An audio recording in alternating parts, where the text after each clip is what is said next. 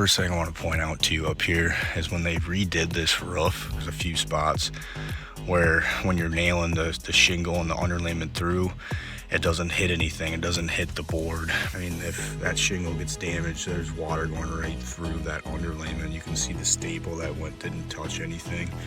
And this board is actually very loose. I can lift it up. So this is a potential leaking area right here. The other thing I want to show you is you do have air chutes up here. So you can see there's an open gap. No air chute, insulation's all the way covering that area. You don't see any daylight.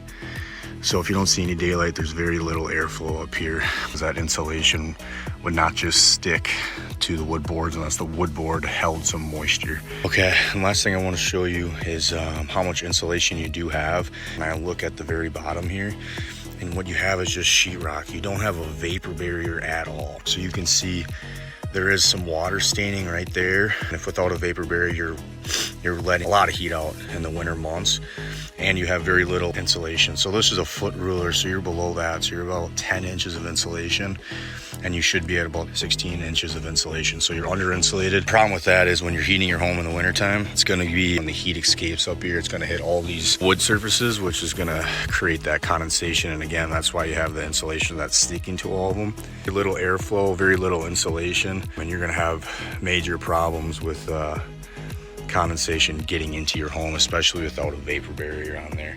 Lastly, on the screen, you're seeing a heat map, thermal heat map. Right now, you're seeing purple.